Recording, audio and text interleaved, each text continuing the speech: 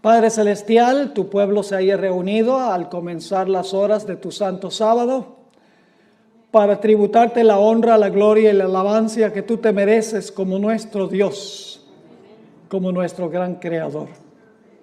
Te pedimos, Señor, que al abrir tu santo libro, tu Santo Espíritu acompañe a tu pueblo.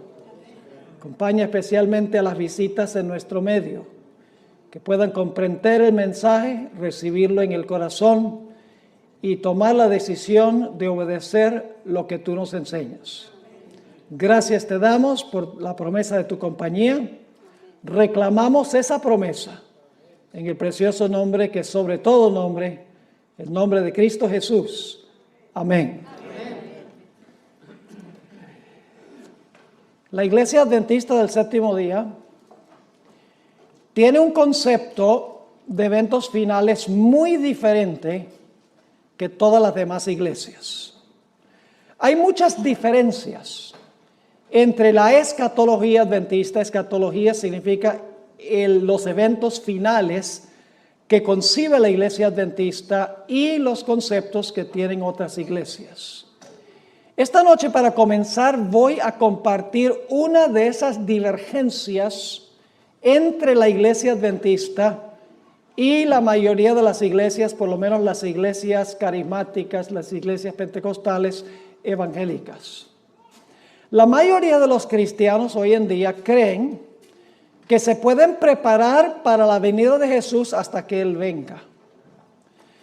Pero la Iglesia Adventista cree, en armonía con la Biblia, y lo vamos a comprobar esta noche y también mañana en nuestro tema, que la puerta de la gracia para este mundo se va a cerrar antes que Cristo venga.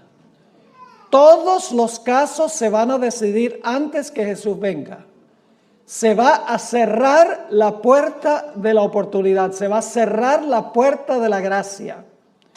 Luego va a pasar un periodo que se conoce como el tiempo de angustia. Y solo después del tiempo de angustia regresará Cristo en poder y gloria para reclamar a su pueblo. Es decir, la Iglesia Adventista, en armonía con la Biblia, enseña que si no estamos listos para cuando se cierre la puerta de la gracia, no vamos a estar listos para la segunda venida de Jesús. Ahora ustedes dirán, pastor, ¿a dónde enseña la Biblia este concepto? Antes de compartir 11 ejemplos de la Biblia, de los cuales vamos a estudiar algunos esta noche y algunos mañana, permítame mencionar que en todas las historias que vamos a examinar hay varios comunes denominadores, es decir, elementos que tienen estas historias en común. En primer lugar, en cada una de las historias hay un remanente fiel. En cada una de estas historias hay enemigos del remanente fiel. En cada una de estas historias hay un tiempo de angustia para el remanente fiel porque los enemigos quieren acabar con ellos, los aborrecen. En cada una de las historias encontramos que la fe de los fieles de Dios es severamente probada en el tiempo de angustia. En cada una de estas historias notamos que Dios se demora en responder a las oraciones de su pueblo, porque su pueblo ora que Dios por favor los libre de manos de sus enemigos, pero Dios no responde inmediatamente. Dios demora en responder a las plegarias de su pueblo. Y el último punto que tienen todas estas historias en común es que finalmente Dios interviene después de la demora para librar a su pueblo. Repito nuevamente los elementos que tienen en común estas historias. Número 1, un remanente fiel. Número 2, un enemigo o enemigos del remanente. Número 3, por la enemistad de los enemigos, el pueblo de Dios pasa por un terrible tiempo de angustia. Su fe es severamente probada. Dios no responde inmediatamente, demora en responder a las plegarias de su pueblo para que Dios los libre. Pero finalmente Dios interviene y libra a su pueblo del tiempo de angustia o la crisis por la cual estamos pasando. Ahora, la historia que ilustra mejor que cualquier otra historia este proceso que acabo de describir es una historia que encontramos muy temprano en la Biblia. Es una historia que encontramos en el libro de Génesis. Ahora, no voy a contar toda la historia porque no es posible cubrir todos los detalles. Tengo una presentación de 1 hora nada más sobre este punto específico, pero les voy a cubrir los puntos principales.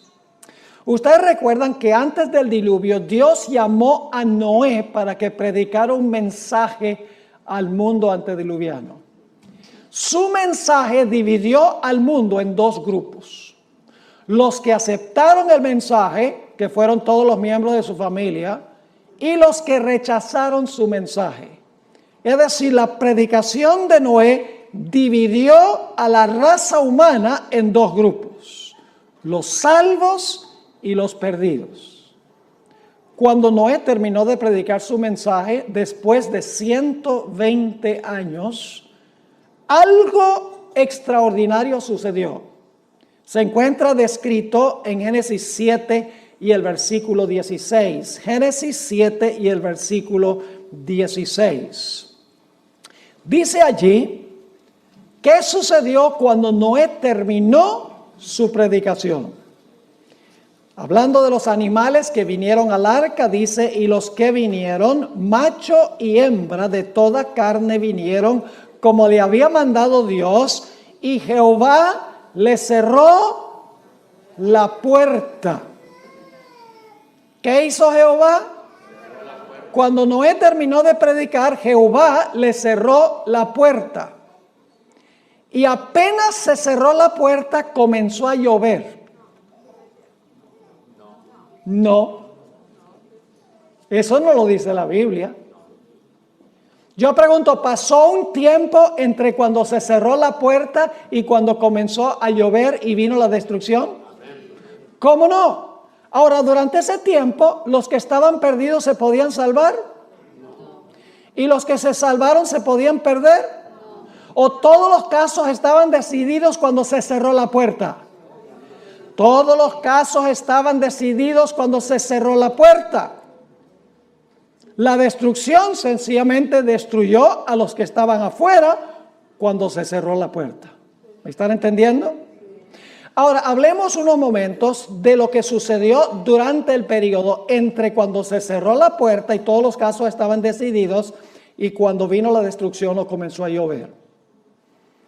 Yo pregunto, ¿creen ustedes que los que estaban dentro del arca, su fe fue severamente probada por cada día que pasó? ¿Hubo una demora en Dios responder? ¿Cómo no? Imagínense, pasa un día, cielo azul. 2 días, ni una gota. 3 días, radiante el día. 4 días, 5 días, 6 días, 7 días. Porque pasaron 7 días, el 8º día fue cuando comenzó a llover. Y los que estaban afuera, ¿cómo se portaron durante esos 7 días? ¿Creen que cada día se portaron peor que el día anterior? Lógicamente, los enemigos estaban afuera burlándose de los que estaban adentro y los de adentro, su fe estaba siendo severamente ¿qué? Probada. Los que estaban afuera burlándose no sabían que estaban perdidos y los que estaban adentro sabían por la promesa de Dios que iban a ser preservados, pero hubo una demora en Dios intervenir para librarlos. Es decir, hay un periodo de tiempo entre cuando se cierra la puerta, termina la predicación, ya nadie se puede salvar, y cuando finalmente viene la destrucción. Ahora ustedes dicen, pero ¿será que al final de la historia va a pasar lo mismo? Vamos a ver lo que dijo Jesús. Mateo 24 y el versículo 37 al 39. Mateo 24 y el versículo 37 al versículo 39. Aquí Jesús nos va a decir qué importancia tiene esta historia para el tiempo del fin. dice allí Jesús, mas como en los días de Noé, así será la venida del Hijo del Hombre. ¿Qué eventos está comparando Jesús? Lo que pasó allá va a suceder aquí, está diciendo Jesús. Sigue diciendo, porque como en los días antes del diluvio, estaban comiendo y bebiendo, casándose y dando en casamiento, es decir, estaban llevando a cabo su vida rutinaria. Ahora viene una palabrita muy importante, hasta, es una palabra que marca un momento de tiempo, dice, estaban haciendo esto hasta el día en que Noé, ¿qué? Entró en el arca. Pero ahora fíjense lo que sigue diciendo. Y no entendieron, ¿quiénes no entendieron? Los que estaban afuera, muy bien. Y no entendieron hasta que vino el diluvio. ¿Qué no entendieron entre cuando se cerró la puerta y vino el diluvio? Los que estaban afuera, ¿qué no entendieron? ¿Qué no supieron? Que estaban perdidos, pero siguieron viviendo durante ese periodo. Dice, hasta que vino el diluvio y se los llevó a todos, y luego dice, así será también la venida del Hijo del Hombre. ¿Se va a cerrar la puerta de la gracia antes que Jesús venga? Seguro. En el mundo va a haber un grupo de personas que no van a saber que están perdidos. Va a haber un grupo cuya fe será severamente probada. Pasará el pueblo de Dios por un tiempo angustioso donde sus enemigos se van a burlar de ellos. Finalmente Dios intervendrá para librar a su pueblo cumpliendo su palabra. ¿Cómo no? Ahora permítame ilustrarlo de otra forma. Jesús dijo que Él iba a venir como ladrón en la noche. Compara su venida con la venida del ladrón en la noche. Ahora, mucha gente, inclusive creo yo la mayoría de los adventistas, creen que la venida de Cristo como un ladrón es la segunda venida de Jesús. Pero la venida de Jesús como ladrón no es la segunda venida de Cristo. Permítame ilustrar lo que quiero decir. Es una noche muy fría en San Diego. Yo me imagino que ustedes tienen noches bien frías aquí de vez en cuando, ¿verdad? En diciembre, en enero posiblemente, donde sopla el viento y está frío, entra esa neblina del Pacífico. ¡Wow! Y han trabajado todo el día y llegan a la casa, se comen una buena cena, se sientan en la silla favorita a ver las noticias en la televisión, se quedan como medio dormidos y dicen, me voy a ir a acostar porque estoy cansado. Y entonces va la persona, se acuesta, y apenas se acuesta y se pone las cobijas encima, que está calientico, y ha bajado el termostato de la casa, porque uno duerme mejor con el termostato bien bajo. La persona dice, se me olvidó trancar la puerta. Y estoy aquí debajo de esta cobija calientico, sabroso. Qué flojera me da salirme de debajo de la cobija para ir a trancar la puerta. Y la persona dice, al fin y al cabo yo llevo viviendo en esta casa 25 años y nunca ha llegado el ladrón. Y se queda con las cobijas puestas. A medianoche, porque Jesús dijo que vendrá como un ladrón a medianoche. A medianoche, a que no adivinan quién llega. El ladrón llega, exactamente. Y el que está en la casa está ¿qué? Durmiendo. No sabe que el ladrón ha venido. Y el ladrón entra a la casa y se roba la cámara de video, se roba el celular, se roba el dinero que consigue, mejor dicho, se roba todo lo que tiene valor y se va. Los que están adentro de la casa no saben que el ladrón ha venido. ¿Cuándo descubren los que están en la casa que el ladrón hizo una visita? Cuando se despiertan por la mañana, pero ya para ese momento es demasiado tarde. Cuando Jesús dice que Él va a venir como ladrón, lo que está diciendo es que Él va a cerrar la puerta de la gracia, y si no estamos velando, si no estamos listos, seremos tomados por sorpresa, y solamente cuando Cristo venga nos daremos cuenta que estamos perdidos. ¿Me están entendiendo lo que estoy diciendo? Y ahora escuchen bien lo que voy a decir. Muy importante. Tenemos un momento en la historia de este mundo cuando se va a cerrar la puerta de la gracia para todos los seres humanos. Pero si usted se llega a morir esta noche, su puerta se cerró. Su puerta individual. Porque la Biblia dice que Dios establece que el hombre muere una vez y después de eso viene el juicio.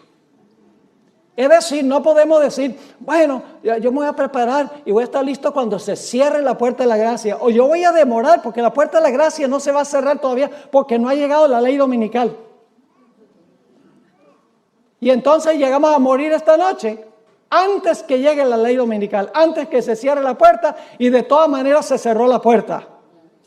Porque en el momento de la muerte, ese es el fin. ¿Me están entendiendo este asunto? Ahora vamos a repasar. En los días de Noé, ¿hubo un remanente fiel? ¿Quién? Noé y su familia. ¿Había enemigos de ellos? ¿Quiénes? Los que estaban afuera. ¿Pasaron por un tiempo de angustia? ¿Los que estaban adentro? ¿Cómo no? ¿Su fe fue probada? Sí. ¿Hubo una demora en Dios librarlos de sus enemigos? Pero pregunto, ¿finalmente Dios intervino y el pueblo fue librado? Exactamente. Ven, todos los elementos están en esa historia. Ahora quiero que vayamos a otro ejemplo que encontramos en el Antiguo Testamento. Vamos a Daniel, el capítulo 12 y el versículo 1. Ya que tenemos el patrón, ya que tenemos el modelo de cómo funciona esto con los comunes denominadores, ahora queremos examinar varias historias que nosotros encontramos en las Escrituras, además de la historia que usamos del diluvio y de la venida del ladrón. Daniel 12 y el versículo 1. Ahora, antes de leer este versículo, necesito darles un poquito del contexto.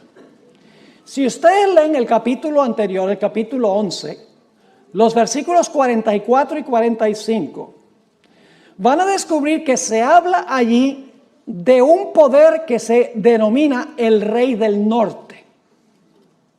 Ahora, no se confundan sobre quién es el Rey del Norte que viene a atacar al pueblo de Dios, porque dice que va a salir para destruir y aniquilar a muchos. Es decir, es un poder perseguidor que va a tratar de acabar con el pueblo de Dios. Ustedes pueden leerlo ahí en Daniel 11, 44 y 45. Ahora escuchen. En la Biblia, este poder perseguidor se describe con diferentes nombres. Por ejemplo, en Daniel 7 se le llama el cuerno pequeño.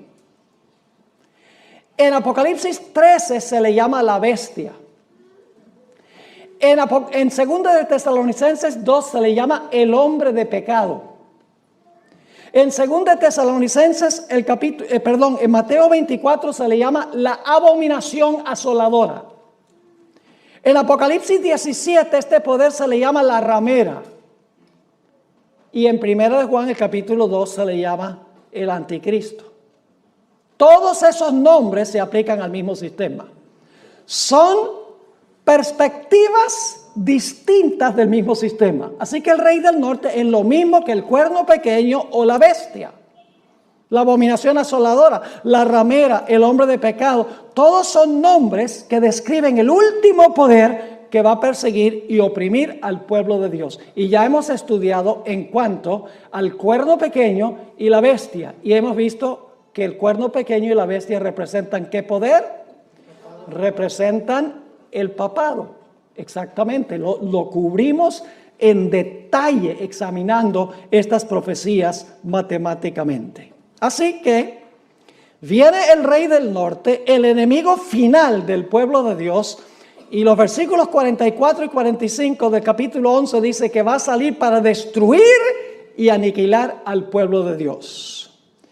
Pero cuando está a punto de hacerlo, tenemos lo que se describe en Daniel 12 y el versículo 1. Dice allí, en aquel tiempo, es decir, cuando el Rey del Norte sale para destruir al pueblo de Dios, se levantará Miguel.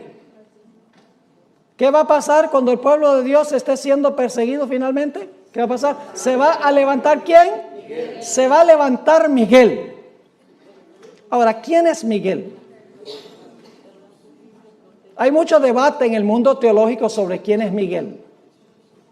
No hay necesidad de debatir quién es Miguel, porque Miguel es un nombre que se le atribuye a Cristo Jesús. El nombre Miguel significa ¿quién es como Dios? También se conoce como el arcángel Miguel. Ahora escuchen bien, Jesús no es un ángel. Jesús es un mensajero. La palabra ángel significa mensajero. Jesús se llama Miguel, pero Jesús es eterno Dios, según la Sagrada Escritura. Pero Miguel es uno de los nombres de Jesús. Es el arcángel del pacto.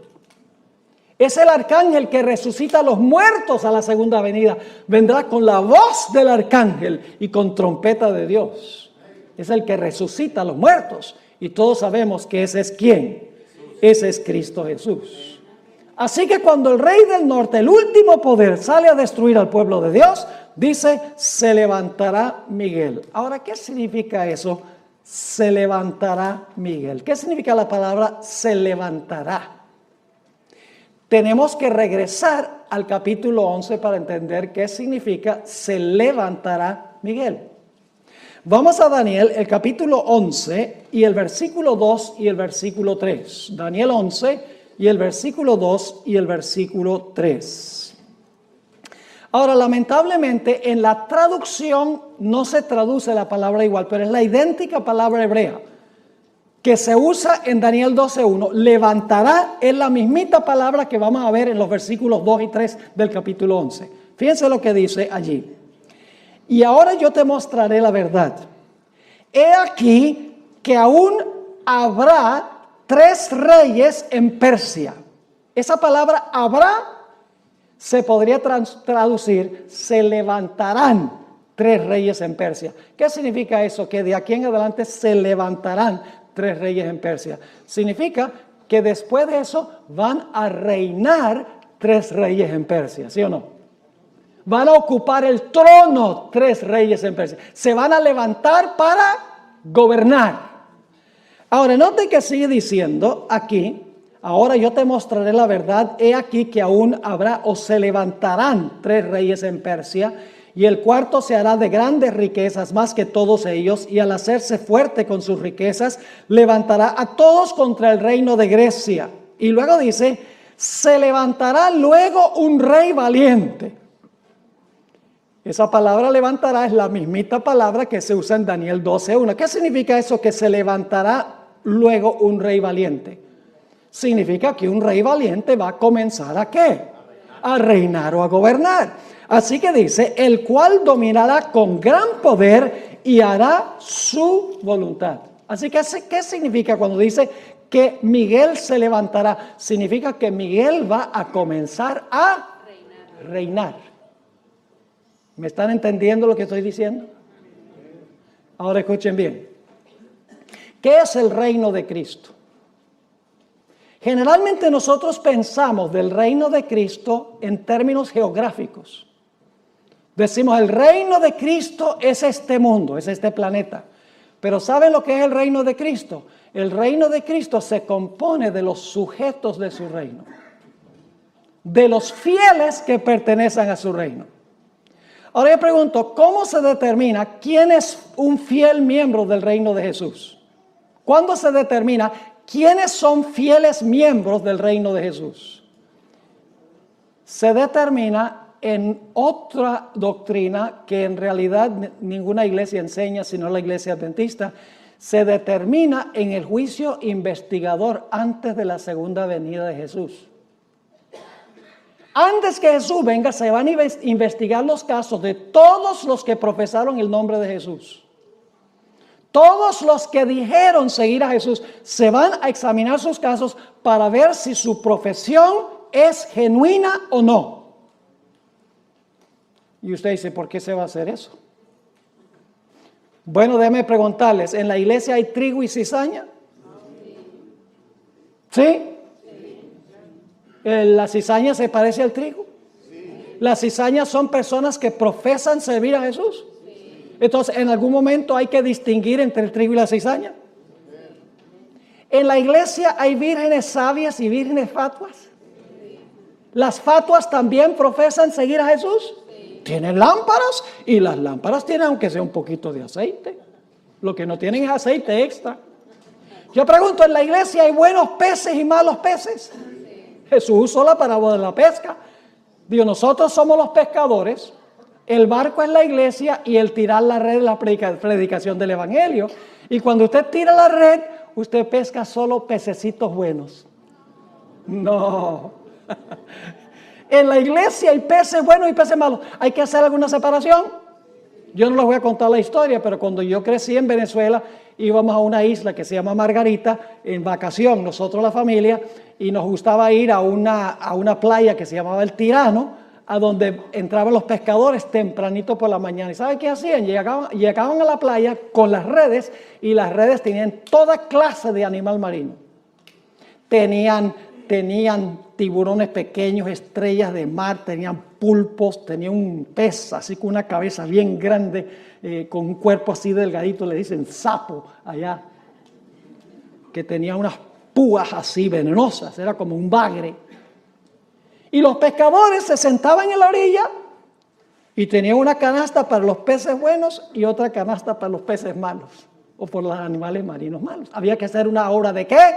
De separación. La red del evangelio reúne peces buenos y peces malos, pero en el juicio Cristo examina para ver quién es quién.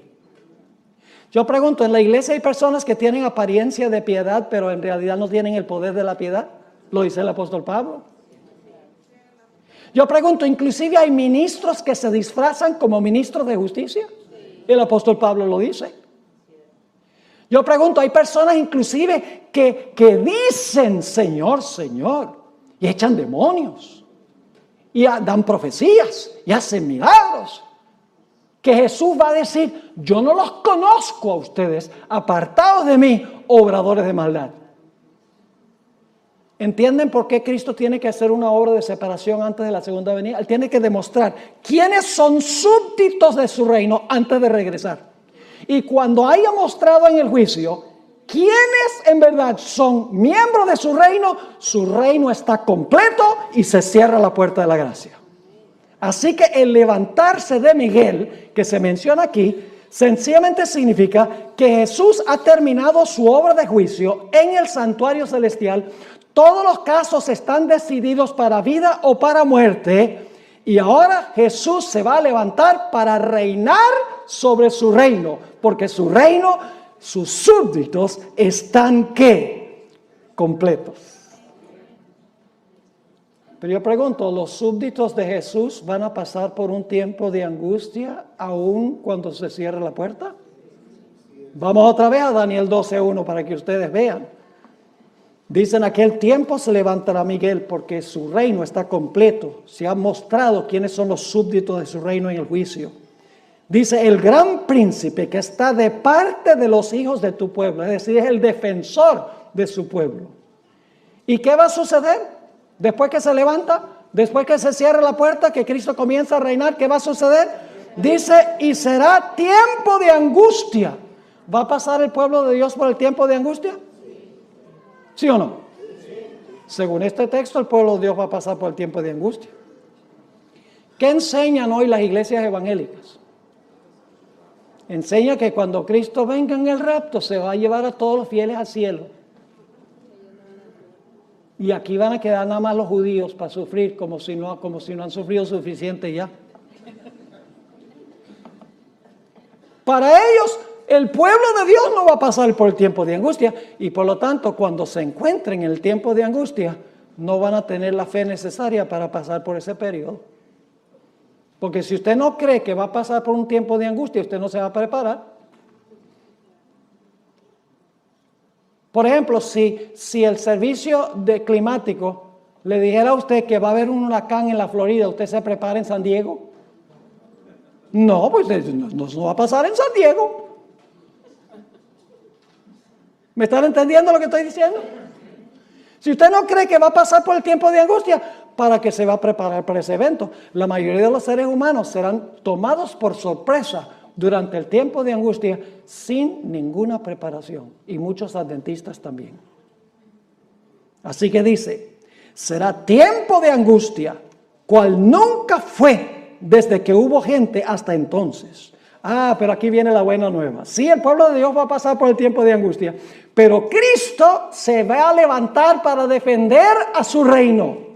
Porque dice, pero en aquel tiempo será que libertado tu pueblo, todos los que se hallen escritos, ¿dónde? Todos los que se hallen escritos en el libro. ¿Cuándo fue que fueron confirmados en el libro? ¿Cuándo fueron confirmados en el libro, creen ustedes? Durante el juicio. Eso demuestra que hubo un juicio. Y se confirmó su nombre en el libro de la vida. Y usted dice, pastor, ¿se confirmó? Sí, porque cuando nosotros recibimos a Cristo Jesús como Salvador personal, cuando profesamos a Jesús, Jesús anota nuestro nombre en el libro de la vida. En ese momento Jesús no se pone a mirar si la profesión es genuina o no. Sencillamente acepta nuestra palabra, de que vamos a seguir a Jesús, vamos a ser siervos de Jesús. Jesús anota el nombre en el libro de la vida. En el juicio se examina la vida de la persona para ver si su profesión es genuina o no. Yo pregunto, una vez que una persona ha sido perdonada, ¿se le puede revocar el perdón? ¿Una persona puede ser salva y luego perder la salvación? Las iglesias, muchas iglesias protestantes dicen, no, una vez salvo, siempre salvo. La Biblia no enseña eso. ¿Te recuerda la parábola de los dos deudores?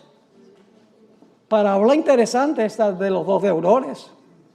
Había un hombre que debía 10,000 talentos, una suma que era imposible pagar. Había desfalcado los fondos del dueño, es decir, le había robado a su maestro, a su amo. Y el amo dice, ven acá. Este es el juicio, ven acá. Y examina y dice, mira, tú me debes 10,000 talentos, págame. Dice, yo no tengo con qué pagar. Dame tiempo y te pago. ¿Qué tiempo? Aunque te dé 1,000,000 de años, no tienes para pagar eso. Es una deuda impagable. Y el hombre llora y clama y dice, por favor, perdóname la deuda. O dame tiempo y yo pago la deuda. Finalmente, como clama al dueño, el dueño le dice, mira, voy a hacer algo mejor porque tú clamaste por misericordia y yo te voy a perdonar la deuda. Y él dice, así nomás, sí, porque clamaste a mí, la deuda queda cancelada. ¡Wow! Este hombre dice, fabuloso. Y sale saltando del lugar, sale contento. Me perdonó una deuda que yo no podía jamás pagar. Y cuando sale por la puerta encuentra un individuo que le debe 100 denarios. El equivalente de 100 días de trabajo. El jornal era un denario. Y se lo encuentra y le dice, mira, tú me debes 100 denarios, págamelos. Y este individuo hace lo mismo, clama y dice, ay, por favor, dame tiempo que yo te lo pago. Y dice, ¿qué tiempo? Págame ahora.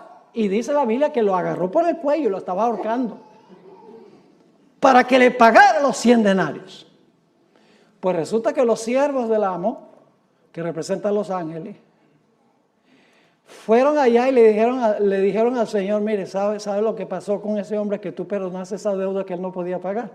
Él se encontró un compañero que le debía dinero que se podía pagar y no lo quiso perdonar. Y el Señor dice, tráigame a ese reo acá. Y lo trae. Y le dice, tú no eres el que yo te perdoné una deuda grande que tú no podías pagar porque clamaste a mí. Ah, sí, como no, muchas gracias. Y dice, ¿qué es esto que yo oigo de ti? Que si yo te perdono una deuda grande que no podías pagar porque clamaste a mí, tú no eres capaz de perdonarle una deuda a uno que te debe mucho menos porque clama a ti.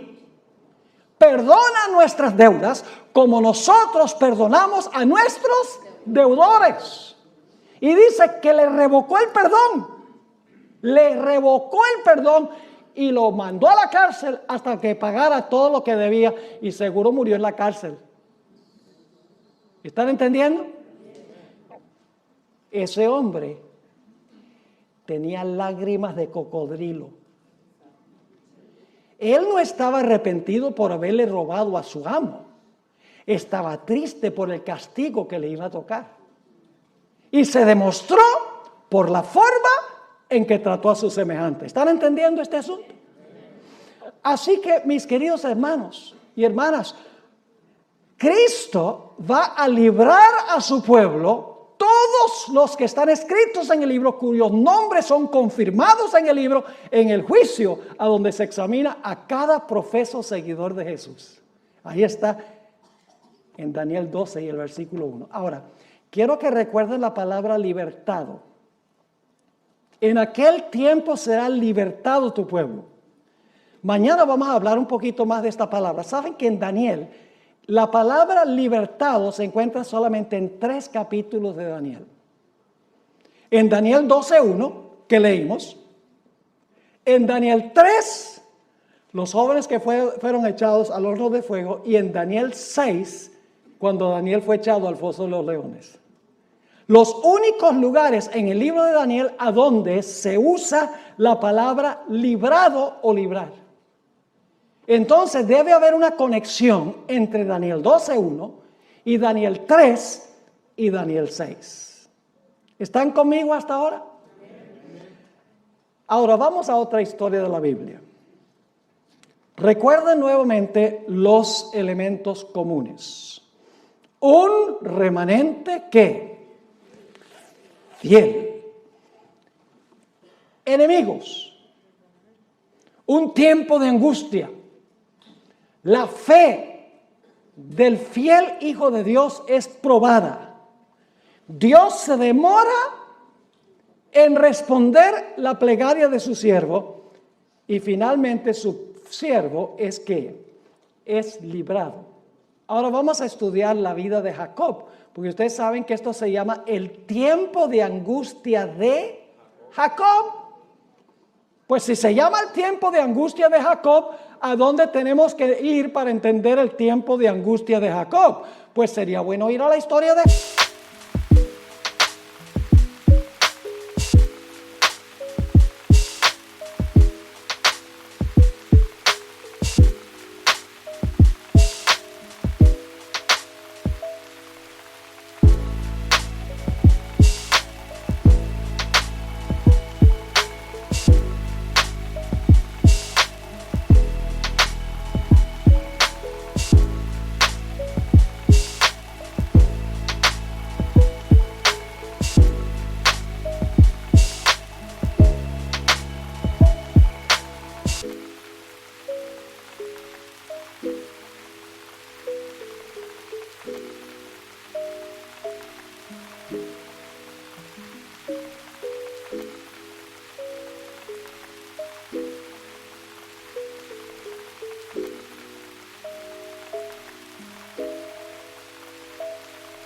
Jacob, si es el tiempo de angustia de Jacob.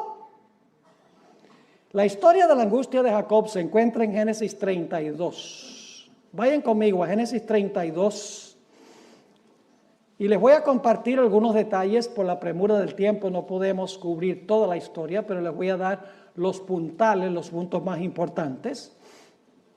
En esta historia Jacob estaba regresando a su hogar. Después de 20 años de ausencia por haber engañado a su padre y robado la primogenitura a su hermano. Cuando se está acercando a su hogar perdido por causa de su pecado, escucha que su hermano Esaú, a quien le robó la primogenitura, está viniendo contra él con 400 hombres armados hasta los dientes, con el fin de destruir a Jacob y a su familia por lo que Jacob había hecho 20 años antes. Jacob temía que su pecado había sido tan grande que Dios no le podía garantizar protección, que su pecado era tan inmenso ante la vista de Dios que Dios no iba a poder cumplir su pacto para con él y protegerlo de la ira de su hermano. Y por lo tanto nos dice la historia que Jacob fue a la orilla del arroyo de Jaboc y allí vació su corazón en oración a Dios. Pidió a Dios 2 cosas. 1, dame la seguridad del perdón. Dame la seguridad de que tú me aceptas, de que mi pecado ha sido perdonado. Y luego dice, con esa certeza, dame la seguridad que tú vas a protegerme de la enemistad de mi hermano, que viene con los 400 hombres con la intención de destruirme junto con mi familia. Vamos a leer la historia, como se encuentra en Génesis 32, 9 al 11. Aquí se describe la oración de Jacob y aparece otra vez la palabra clave. Dice allí, y dijo Jacob, Dios de mi padre Abraham y Dios de mi padre Isaac, Jehová, que me dijiste, vuélvete a tu tierra y a tu parentela, y yo te haré bien. Y luego noten lo que dice Jacob. Menor soy yo que todas las misericordias y que toda la verdad que has usado para con tu siervo. Jacob está diciendo, Señor, yo no soy digno de que tú me perdones ni de que tú me aceptes. Y luego sigue diciendo, pues con mi cayado pasé este Jordán y ahora estoy sobre 2 campamentos. Y luego, ¿cuál es la palabra del versículo 11? ¿De quién? De la enemistad del hermano. ¿Tiene Jacob un enemigo, sí o no? Sí. Él es el remanente fiel. Él tiene un enemigo. Está pasando por un tiempo severo de angustia, vaciando su oración a Dios para tener la certeza del perdón y la protección de Dios contra su enemigo. Sí. ¿Dios contesta la oración inmediatamente? No, eso lo vamos a ver en un momento, pero finalmente Dios interviene y lo libra de la ira de su hermano. Vamos a notar que cuando Jacob está a la orilla del arroyo Jaboc, de repente viene un individuo y empieza a luchar con él. Y él cree que es un enemigo y empieza a luchar con este misterioso personaje. Cuando estaba muy cerca de la mañana se dio cuenta que no estaba luchando con un mero ser humano, que estaba luchando con el ángel del pacto. Estaba luchando con Jesús. Lo vamos a ver en unos momentos. Estaba luchando con Jesús. Y cuando estaba por amanecer, Jacob le dice a este personaje, Señor, dame la seguridad del perdón. Dame la seguridad que me vas a proteger de la ira de mi hermano, que no vamos a perecer. Y el ángel le dice, suéltame, que amanece. Me voy. ¿Y qué hace Jacob? Jacob dice, nada de eso. Se aferró de él y dijo, no te soltaré hasta que me bendigas. Y luego otra vez el ángel dice, suéltame porque amanece. Jacob dice, no way. No te soltaré hasta que me des la certeza del perdón y que tú...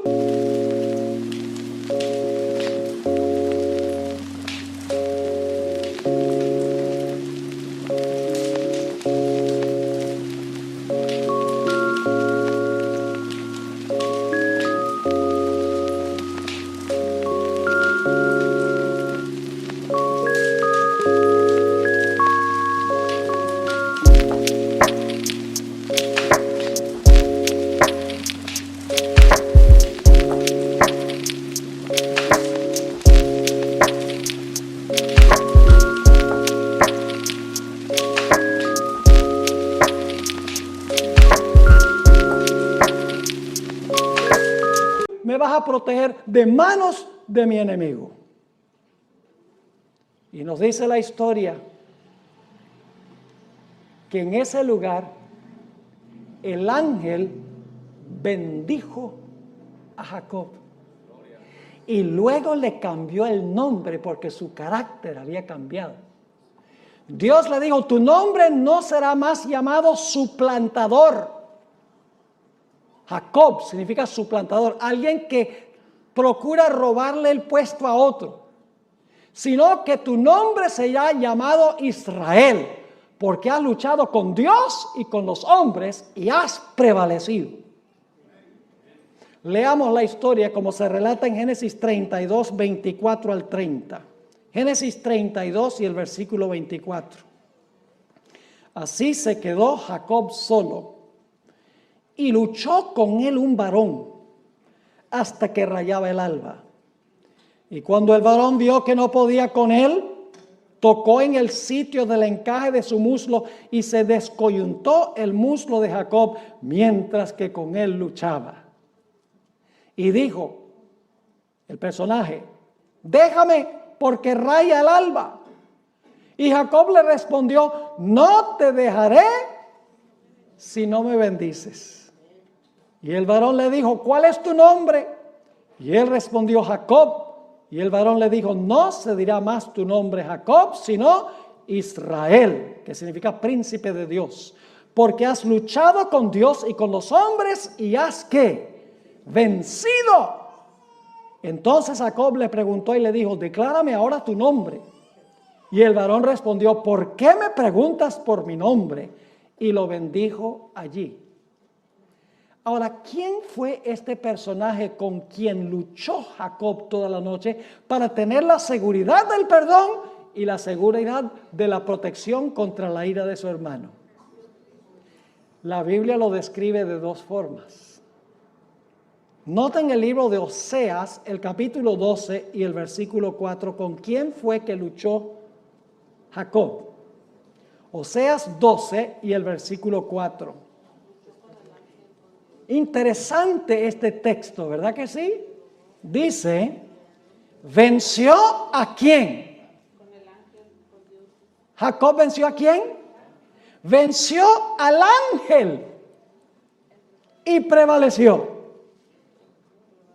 Lloró y le ¿qué? Y le rogó.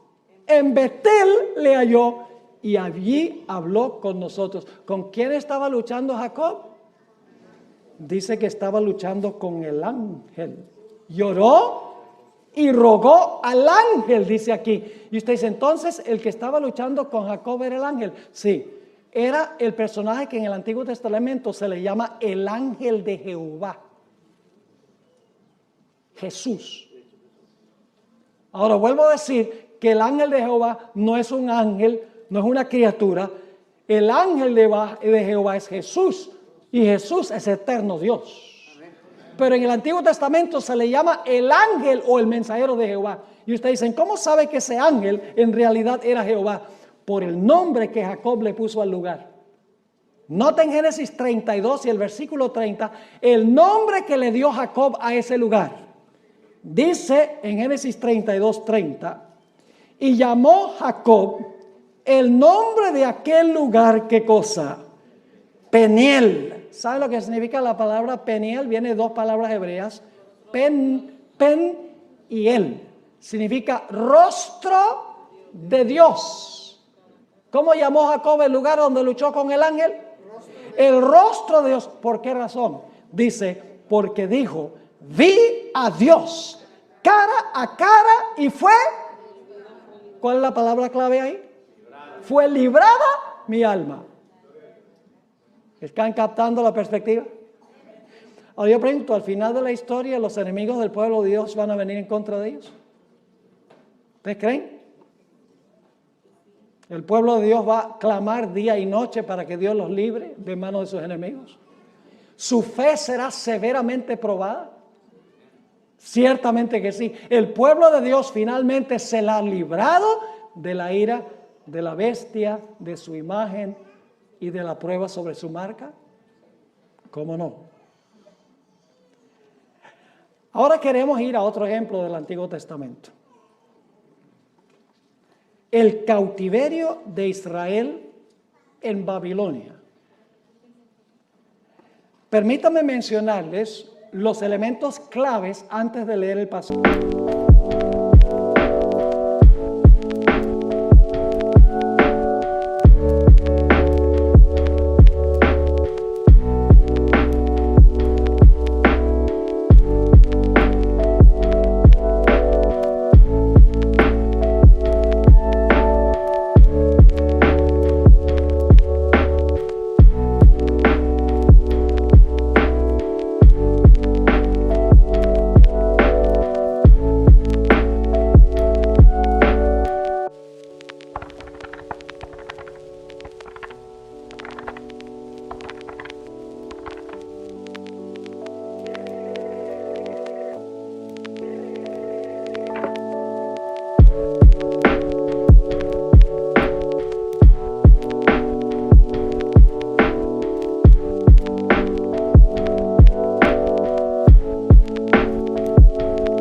que se encuentra en Jeremías, el capítulo 30, y vamos a leer Jeremías 30 y empezando con el versículo 5. Escuchen bien el marco histórico.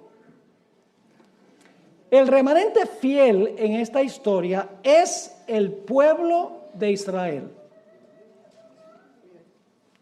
El enemigo del pueblo de Israel en esta historia es Nabucodonosor y los babilonios, que llevaron al pueblo de Dios cautivo a Babilonia. El tiempo de angustia que pasó al pueblo fueron los 70 años que pasaron allí cautivos en Babilonia, bajo el mando de su enemigo Nabucodonosor y de los babilonios. Yo pregunto, ¿se demoró Dios en librarlos? Se demoró 70 años, sí. ¿Fue un tiempo de agonía para el pueblo de Dios mientras estaban cautivos? ¿Cómo no? ¿Su fe fue severamente probada? Sí. Pero finalmente Dios intervino y libró a su pueblo del cautiverio a Babilonia y al rey Nabucodonosor. Vamos a leer el pasaje como se encuentra en Jeremías 30 y el versículo 5. Porque así ha dicho Jehová: hemos oído voz de temblor, de espanto y no de paz.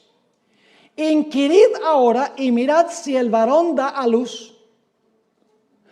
Sabemos que el varón no da a luz, pero estos dolores del pueblo son tan grandes que parecen dolores de una mujer en parto.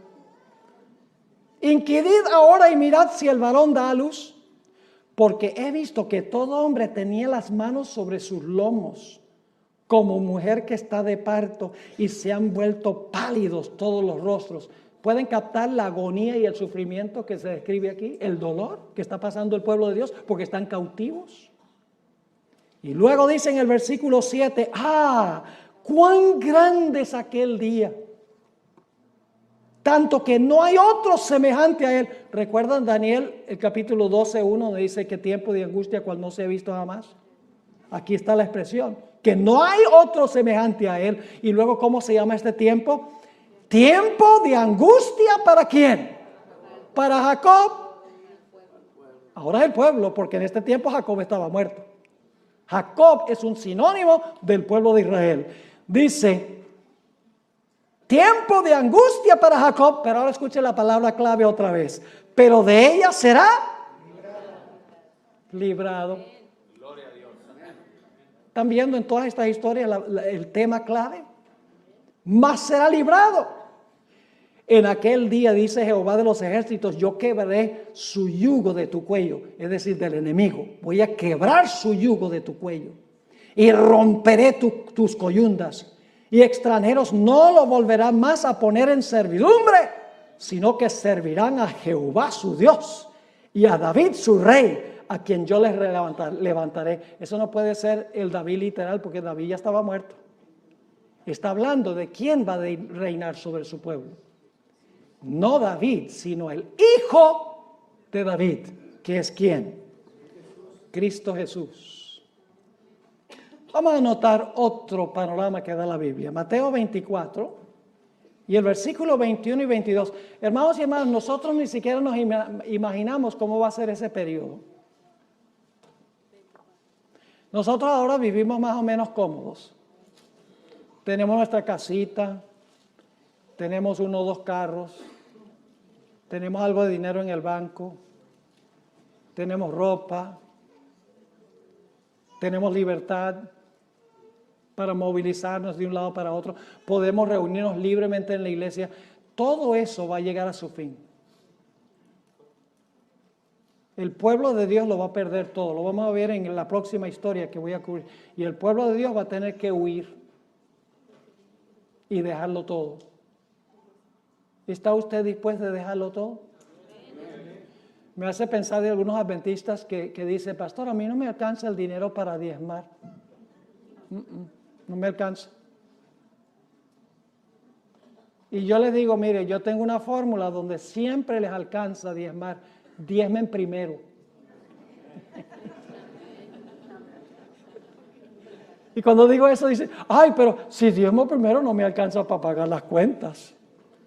Entonces, usted por pagar las cuentas le va a robar a Dios.